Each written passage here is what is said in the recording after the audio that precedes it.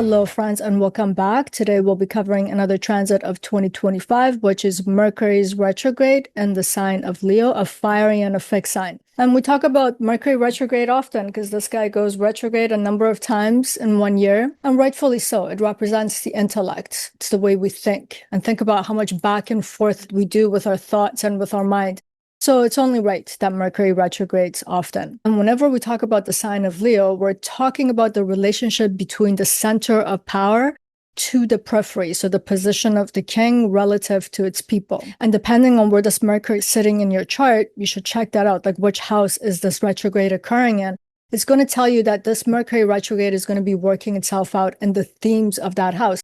And specifically, if you have the sign of Leo in the sector of the chart that pertains to the self, which are houses 12, 1, and 2, or the part that's related to the private sector of our charts, which is about our internal self, 3, 4, and 5, we can see that this retrograde is saying something about how we need to revise some of our own narrative, some of the ways that we are fixated. But if it's ending up to be on that other sector, which is about others, houses 6, 7, and 8, or the public sector of your chart, 9, 10, and 11, you can see that this might be something that's happening externally to you, the way that some narratives are getting revised, and how you are being affected by it. So it might be the case that in the sector about the self and in the private sector, we're doing it to other people. In the sector about others and the public, it's what others are doing to us. So these are some of the very basic themes or basic ways you can look at where Mercury is sitting, where the sign of Leo is sitting, and how this might be playing itself out. And of course, always look at the aspects to your own natal chart. So the transit relative to your own birth chart. Are they making trines to other planets? Are they squaring? All of these things change the narrative. That's why when I'm doing these transit videos, I'm trying to take the narrative of that planet relative to the entire month, like the story that all the planets are saying. And I'm trying to convey that narrative. But when it comes to its specific details, you really have to look at the placement of it in your own chart and how this transit is jiving with the other aspects and parts of your chart. And it's also important to remember, we're talking about, as I just mentioned, that Mercury, which is the planet of the intellect or thinking process, how we communicate, the planet of information and decoding information, so it has a lot to do with our power of discernment, is going backward in a sign that has a lot to do with our sensuality, our authority, our sense of confidence, how we declare ourselves, and how we have this sense of self-governance, self-authority, and personal sovereignty. So whenever Mercury is going retrograde in this sign, we're going to be talking about themes that are related to such topics. For example, one of the questions we can always pose when Mercury is going through the sign of Leo and when it's retrograding, especially when it's retrograding, because it's trying to revise something, redo something, is going over certain degrees that it's already covered. It might be questions like, what laws of selfhood have I been living by? Are they still true? How am I at the center of my own being? So in a sense, the mind is re-examining the kind of throne that it's sitting in. And in this video, I also want to cover the connection of Venus and Mercury through this transit because they are an exact degree and they are in a sextile position. So I'll be doing an extensive part in connecting these two planets towards the end of the video. And just to give you guys a little bit of heads up about some important dates related to this retrograde and the degrees. So on July 14th or 15th, depending on where you are, Mercury is stationed and it starts its retrograde motion at 15 degrees of Leo. And on that same day, Mercury at 15 degrees, as I just mentioned, will be sextiling Venus. So as soon as it goes retrograde, it's making that exact sextile. And then this is very important. This is important with all Mercury retrogrades. There's going to be a Kazimi point where Sun and Mercury are going to be conjunct at an exact degree, which the Kazimi in Leo will be at 9 degrees on July 31st. And if you guys have an app or you have a program, an astrology program where you can take these planets back and forth, there's something very strange that happens on that Kazimi point. It is literally a split second when they come to that 8 or 9 degree, the Kazimi point is made, and then right away they're separating. So it's not like Mercury is going to be at the heart of the sun and getting a kind of a download and a full-on sense of clarity. It's just like a little snap and then it moves. I encourage you to actually look at that visually and get a feel for it. And then on August 11th, Mercury stations to go direct. And at that moment, it is very important for us to keep track of where this Mercury is starting, when it finishes is retrograde, because as it stations to go direct right away in the sign of Leo, it opposes Pluto in the sign of Aquarius at 2 degrees while Mercury is at 4 degrees. So it's not exact, but they are in absolute oppositional dialogue with each other. The degrees are less than 5 degrees, so it's very strong. And while Mercury is at 4 degrees, it's also having a conversation as a sextile to Uranus at 1 degree of Gemini, and it will be making a trine to Saturn, where Saturn's in its retrograde in the sign of Aries, now at 1 degree. And before starting and getting into this video, if you find this video or the content of this channel something of use to you, please remember to like, share, subscribe, and comment. I love your comments, and it's the best way for us to learn, especially with things such as retrograde. So do tell me,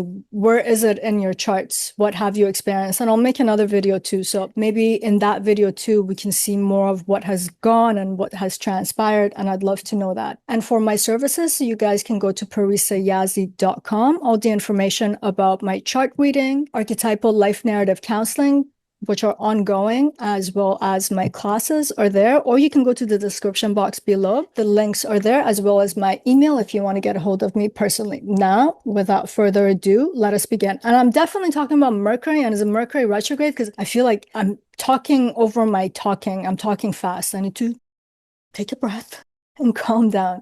Okay, so let's look at how Mercury functions in the sign of Leo. I need to get my intellect calm, composed, like Mercury and Leo, fixed. All right, I'm good. So one of the things to talk about here, we always have to take this into consideration, by the way. When we have a planet in a sign, is that planet, what is the relationship of that planet to the ruler of that sign?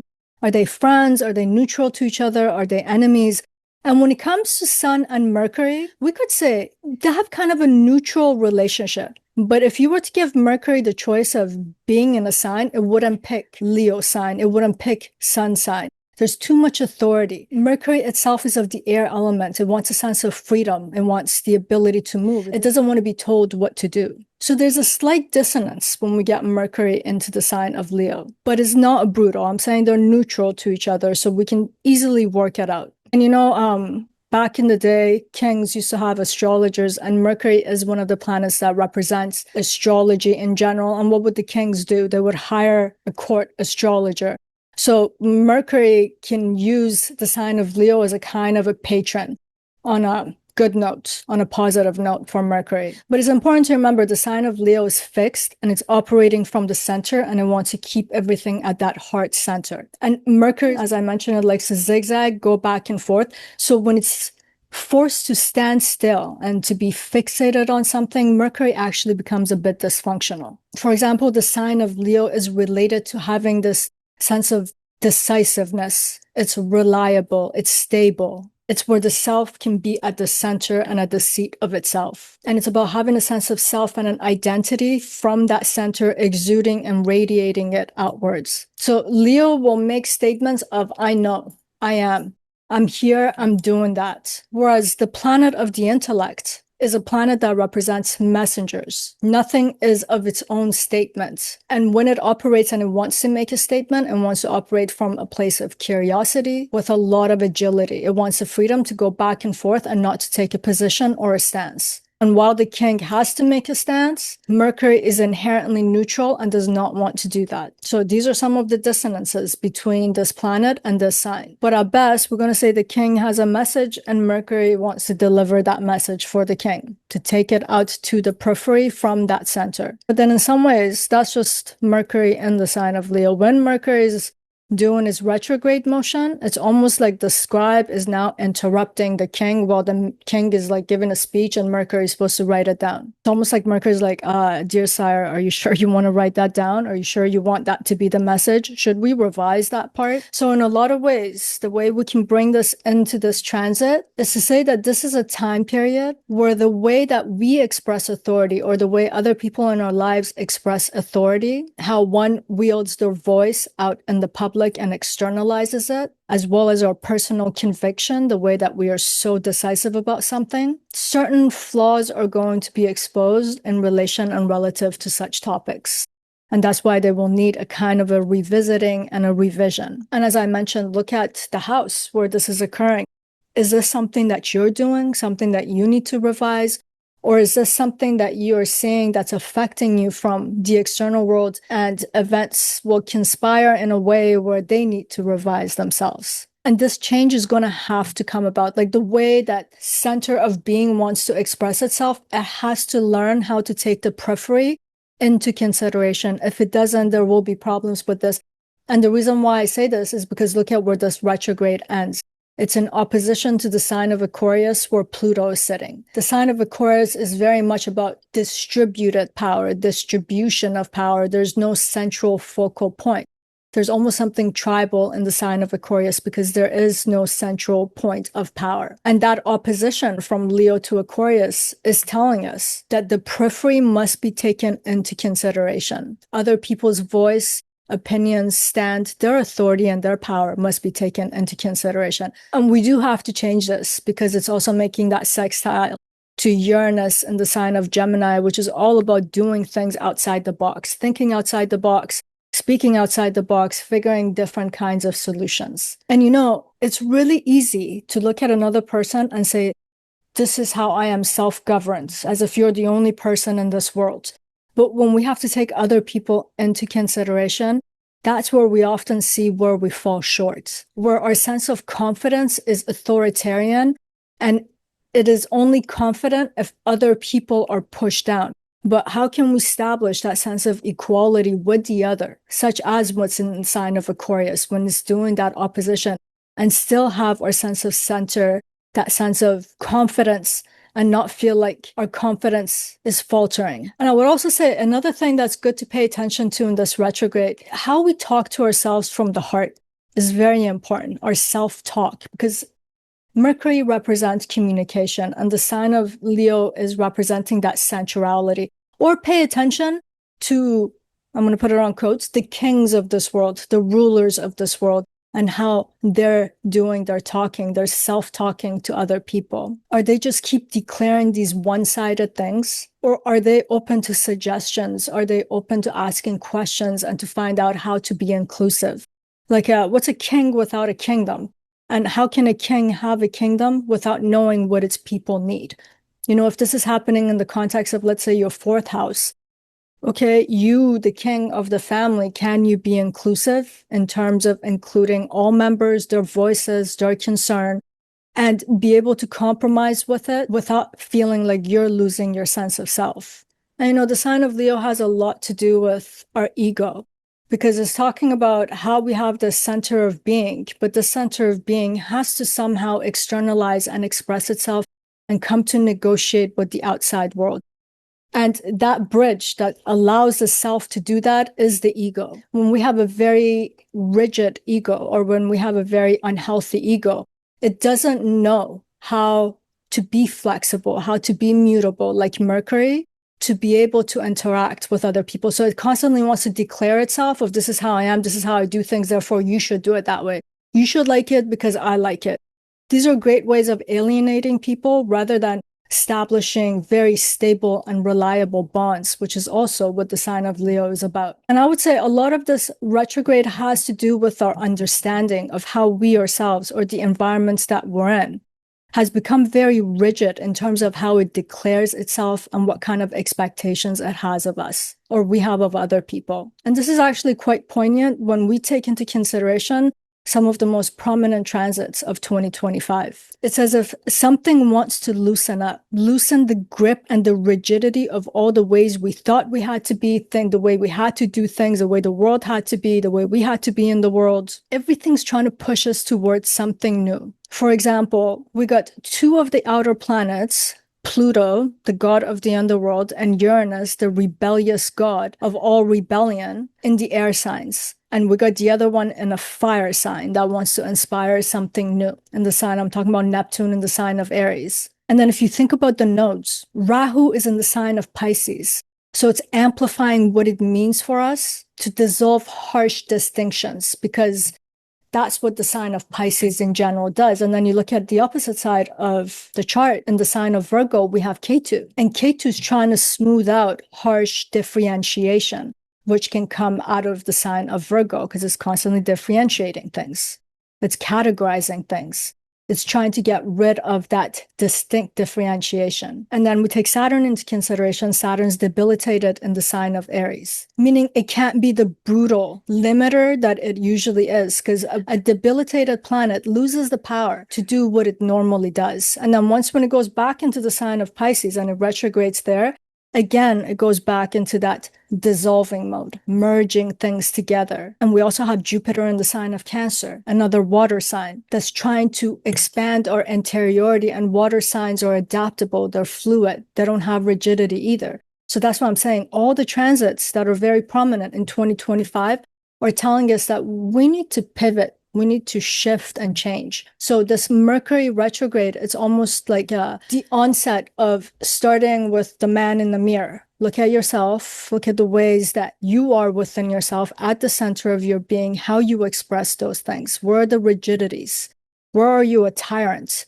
Or if it's relative to other people in your life, how are they the tyrants? How are they creating these rigid structures in your life where you can't move, where you can't create change? These things need to be revised so that we can have a more fluid kind of a movement throughout the year. And a lot of this could be about Mercury and the sign of Leo in general. You can have a fixation with your self-concept. Mercury's retrograding. Those self-concepts need to be revised. Think about how your ego or other people's ego has been solidified into place. How you or others are feeling compelled to exert their sense of authority and telling you, like, this is how I create reliability and stability. You're either with me or against me. This retrograde is a review and a revision of that. In a lot of ways, Mercury is conspiring to write a new script for the king, whether if that is the self within us or the authority figures that we are in constant contact with, and we're dealing with them and they're dealing with us. It has a lot to do with our power dynamics,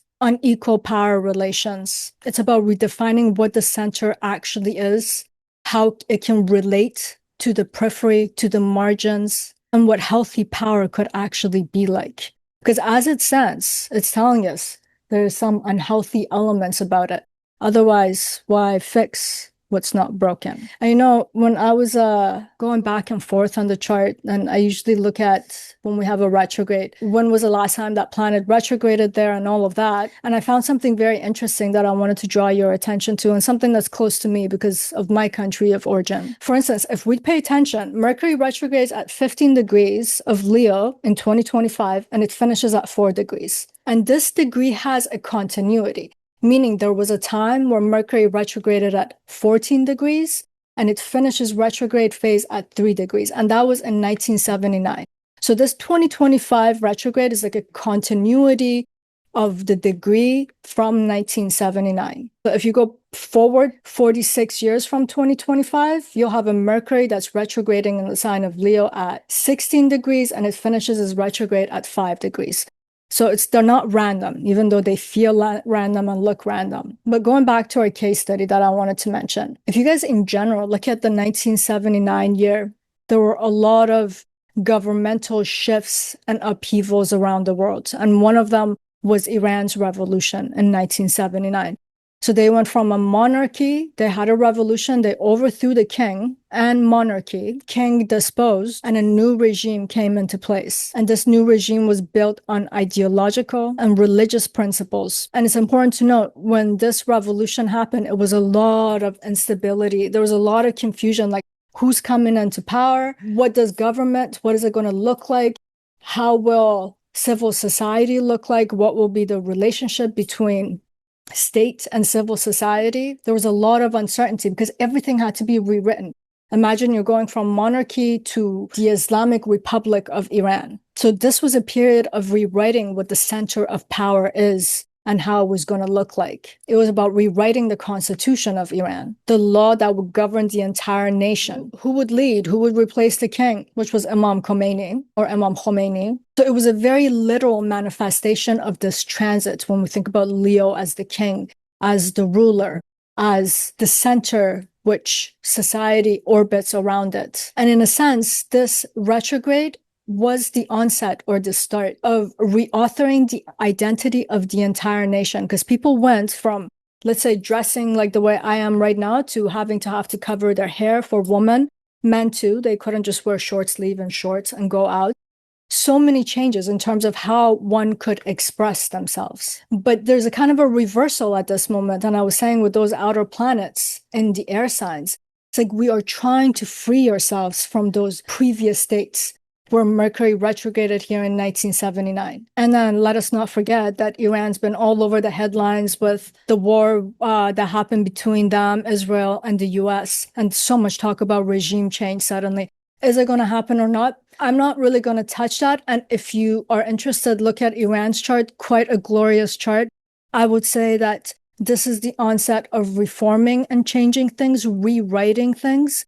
But it's going to be a hard country to just overthrow its regime. But coming back to our own personal lives, wherever the sign of Leo is sitting in your chart is telling you something about your inner kingdom. And it is worth asking with a Mercury retrograde, who holds power there? Because a lot of time we can have a puppet king, a puppet ruler. We can be the puppet ruler of our own lives.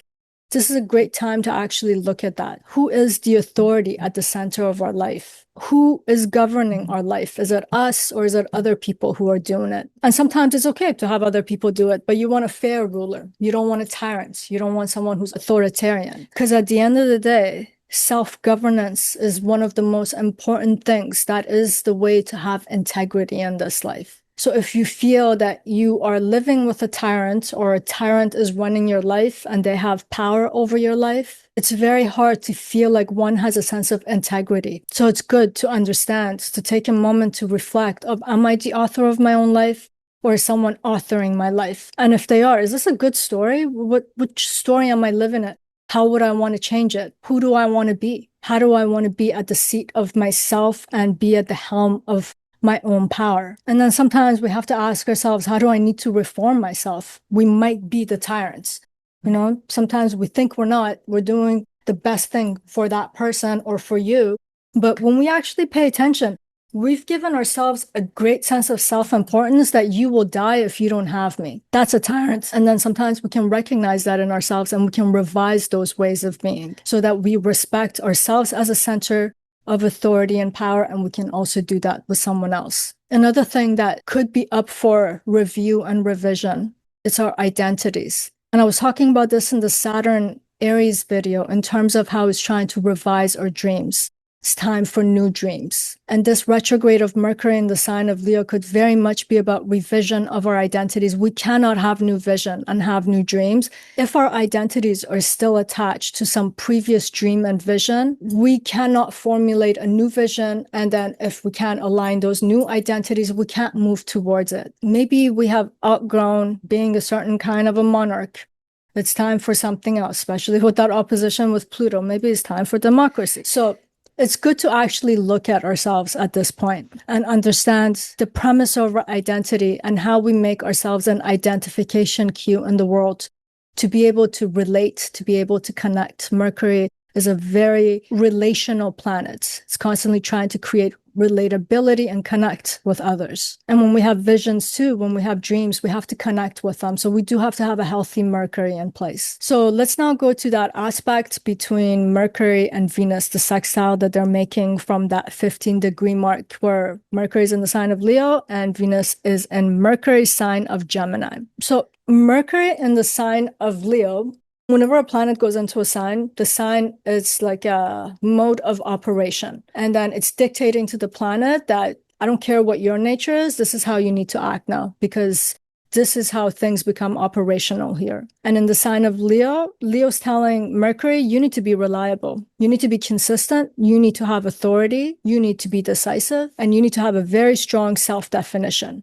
It's fixing Mercury that really wants to move into place. But this sextile of Venus, where Venus is now very playful, light, and curious in Mercury's sign, with that sextile is having a dialogue. It's like Venus is talking to Mercury, and it's like sending its secret messages of, don't take all that shit so seriously. Excuse my French. So it's not that Venus wants to destabilize what's happening in the sign of Leo, but it wants to make Mercury aware of certain possibilities that the sign of Leo in itself is not allowing Mercury to think outside that box. So Venus is offering Mercury a way to be flexible, not to go through some sort of a fragmentation process. So this sextile is something like a dialogue between what it means to be loyal, because the sign of Leo represents that, and what does it mean to still be explorative? What does it mean to declare your truth and have a very firm stance, but understand the relational nuances in your statement? Venus is saying to Mercury, look, you can have decisiveness of voice and opinion, but it's also good to understand its building blocks and understand that when you do understand that part,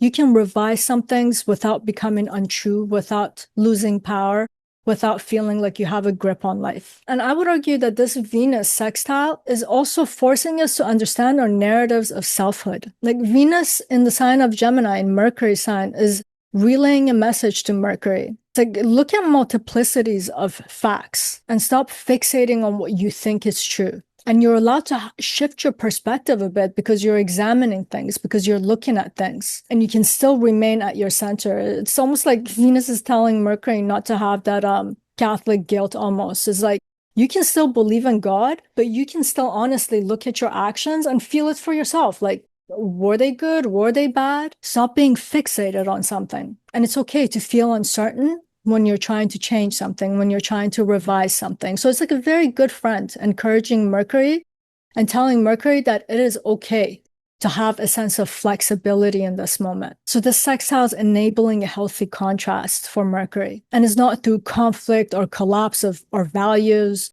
just so dramatic the way it can be in the sign of Leo, but it's just like a soft viewpoint being conveyed to Mercury. Like, remember of your own nature too, while you're in the sign of Leo. So Venus is showing Mercury how to relax a little bit, maybe to look for coherence rather than absolute sovereignty. Like, think about, does it make sense before you put your foot down and say that's how things are? Can you be inclusive of other people without losing yourself as a point of reference? Can you not be the point of reference all the time? Can you not be the golden standard? Will you die if you don't do that? So Venus is just gently trying to convey that to Mercury. We could look at this like Venus telling Mercury, you don't have to declare everything so firmly today. You can just flirt with the possibilities for a couple of weeks. So in some ways, this brings us down to, how can I remain loyal to the core of my being without becoming rigid in my thinking and how I communicate that, how I communicate myself and express myself to others. And this is very important because one of the negative attributes that can come out of the sign of Leo, loyalty itself, loyalty which should be stemming from active devotion and love, can just become an ideological fixation. It can become a demand. You should be loyal to me. There are consequences if you're not loyal to me. So Venus in Gemini is bringing a breath of fresh air to the sign of Leo and is reminding Mercury, hey, being playful, being explorative, revising, reviewing, rethinking, this is not disloyalty. Maybe this is actually being loyal to the core of who you are because you're examining it and you're letting it grow.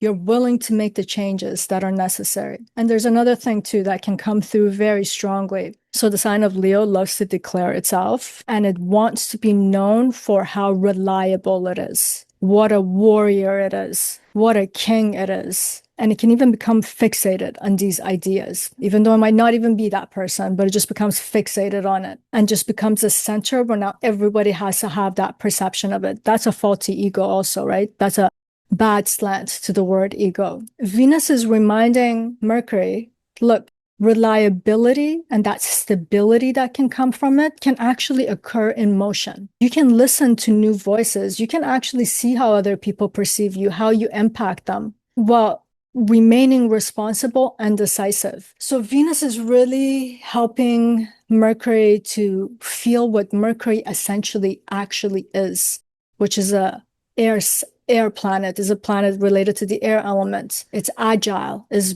constantly moving, it's flexible, is adaptable. So it's almost as if Venus is really reminding it of its own true nature. So Venus is supporting Mercury through this retrograde, especially the onset and the start of it, is reminding it that you can revise without shame. In fact, we could say Venus is actually flirting with Mercury so that Mercury changes his mind about certain things, and is trying to show Mercury that changing your mind is actually your true nature. It's not your weakness. It's how you can remain alive and animated, which is actually the essence of the sign of Leo also, is reminding Mercury also to speak and to think also from the heart. It's possible. It's possible to be assertive and still take other people into consideration. And if Mercury can learn that, if Mercury can keep that in mind through this entire retrograde phase, it will accentuate that charisma that's in the sign of Leo, because it's reminding the sign of Leo and everything that's happening in that house, that charisma actually comes from interaction with other people in the right way, where it is about being inclusive, seeing other people, taking them into consideration. And it's not just from presentation of some formality of this is who I am, this is what I'm like. It's actually, you're supposed to interact. At its best, this Mercury is learning there's power in being supportive, and by being supportive, receiving the support of other people. And power doesn't have to come from dominance, so that you can have a sense of certainty about who you are. These are the downfalls of Leo in this life.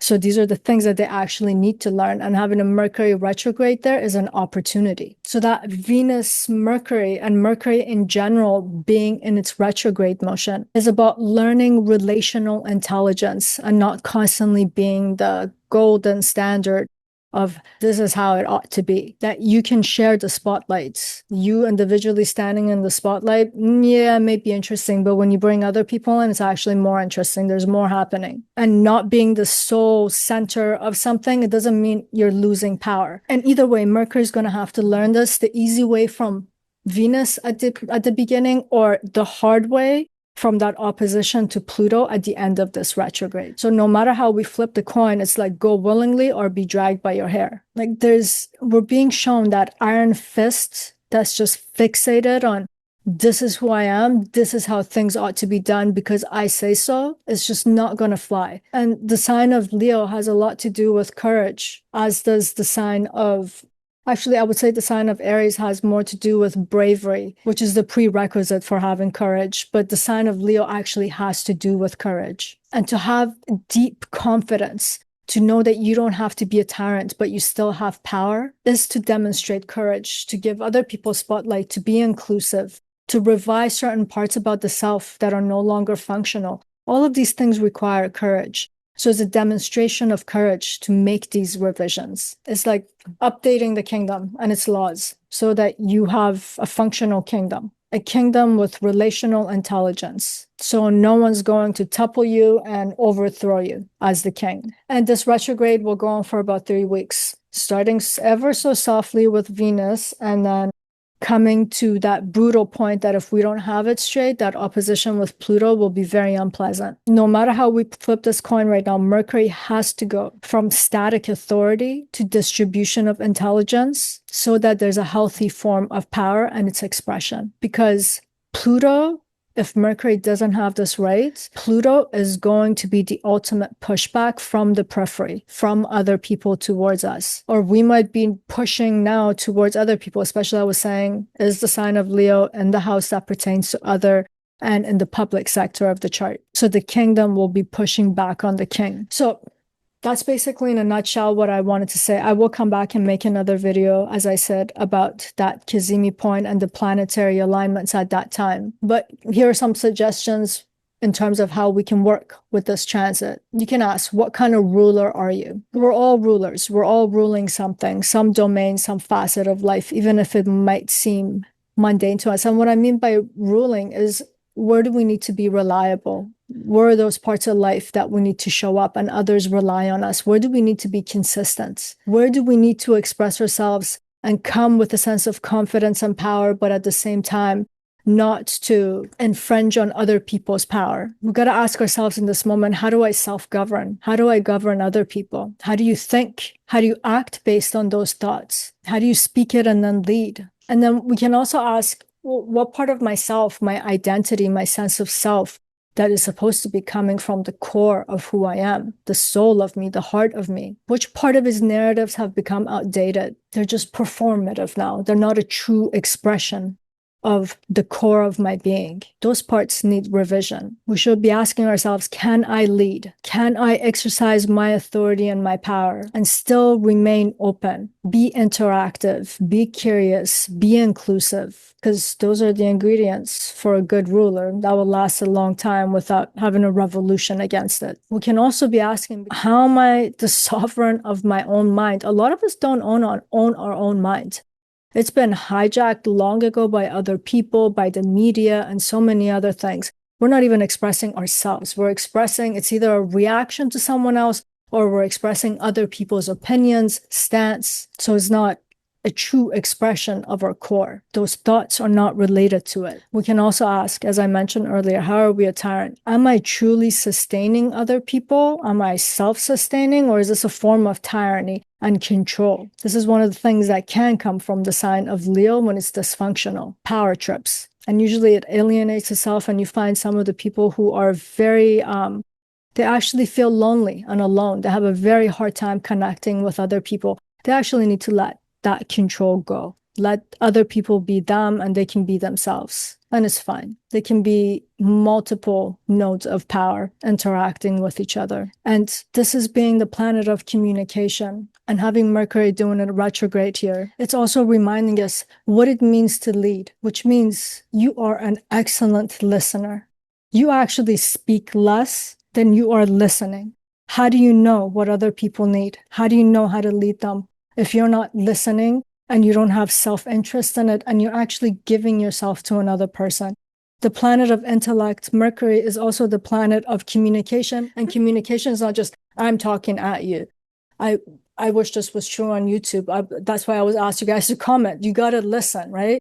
Communication is a two-way channel. It's input and then it's output, right? So that listening aspect also belongs to Mercury. And that listening can be listening to other people, or maybe it's about listening also to our own internal self, that core of being that we have. So I'm going to leave it off here. And for now, may we be able to let our minds wander, let the ego soften, and let the voice that wants to emerge be one that is earned and not inherited. And as always, if you guys want your own personal reading, website and links in the description box below. And that's it for now. Sending you much love. Till next time.